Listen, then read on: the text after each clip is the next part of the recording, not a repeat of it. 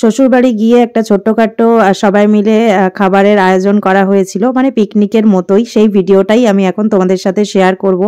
সন্ধেবেলা এখন আমি পনির কাটছি, দেখো রাত্রিবেলা খাওয়ার আয়োজন করা হয়েছে।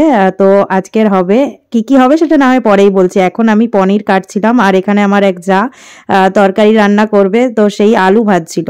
তো আমরা দুজন মিলেই আজকে রান্নার দায়িত্বটা নিয়েছি যদিও। তো এখন দেখো পনিরগুলো কেটে আর ভেজে নিচ্ছি ফার্স্টে, তারপর এখানে আমার সব কাকিমারা বসে ময়দা মাখছিল, লুচি হবে আজকের।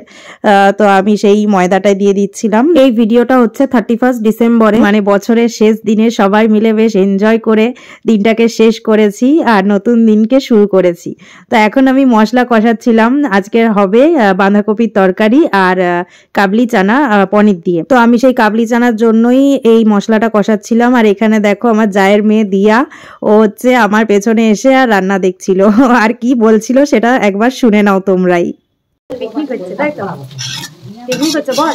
পিকনিক করছি। পিকনিক করছি বলে আজ আমাদের বাড়িতেই হচ্ছে। আজ আমাদের বাড়িতে হচ্ছে। হ্যাঁ। এখানে রান্না করতে কাজতলা যাওয়া হলো না? কাজতলা যাওয়া হলো না? কাজতলা যাওয়া হলো না, তার জন্য বাড়িতেই হচ্ছে। বাড়িতে হচ্ছে। হ্যাঁ। তো এখন দেখো মশলা কষানো পুরো রেডি। এরপর আমি সমস্ত কাবলি চানাগুলো দিয়ে দিলাম। এই ফার্স্ট টাইম আমি উনুনে রান্না করছি, উনুনে এর আগে কখনোই রান্না করিনি, তাই একটু নার্ভাস ছিলাম যদিও, কিন্তু রান্নাটা মোটামুটি এখন শিখে গেছি, তাই জন্য অতটাও চাপ ছিল না।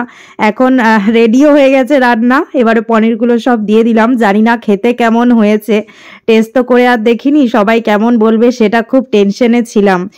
লাস্টে গিয়েই না হয় তোমাদেরকে বলছি কিরকম হয়েছিল। দেখতে তো ভালোই লাগছে।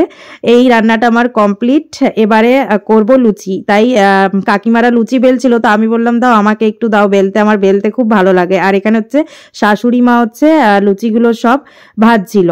এই দেখো অনেক লুচি একসাথে নিয়ে ভাজছে, শাশুড়ি মা ভাজছিল। তো আজকে সমস্ত রান্না উনুনেই হচ্ছে। আর এখানে হচ্ছে আমার এক দেওর এসে লুচি বেলছিল, আর আমি সেই ভিডিওটা করছিলাম, বলছিলাম একটু তাকাও, কিন্তু ও বলছিল না আমি কিছুতেই তাকাবো না, এত লজ্জা পাচ্ছিল, বলছিল এক্ষুনি যদি তাকাই তাহলে ভাইরাল হয়ে যাব, সবাই দেখে ফেলবে, তাই তাকাচ্ছিলই না। সব রান্না কমপ্লিট। এখানে বাঁধাকপির তরকারিটাও হয়ে গেছে, এটা আমার যা করেছে, আর এইটা হচ্ছে আমি করেছি। তো সব রান্না মানে তরকারিগুলো সব কমপ্লিট হয়ে গেছে। আর হবে পায়েস।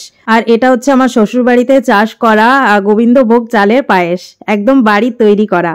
তো রেডি হয়ে গেছে সব। এখানে পাঁপড় ভাজা হয়েছিল। আর সমস্ত রান্না শেষে এবারে দিয়া খেতে বসে গেছে, এখানে খাচ্ছিল। আর আমি জিজ্ঞাসা করছিলাম কেমন হয়েছে, বড় ঘাড় নেড়ে বলছে ভালো হয়েছে। আর এখানে সবাই ছেলেরা বসে গেছে, মানে কাকা জ্যাঠা সব, আমার শ্বশুর মশাই, ও সবাই মিলে বসেছে খেতে। সবাই তো বলছিল ভালোই হয়েছে।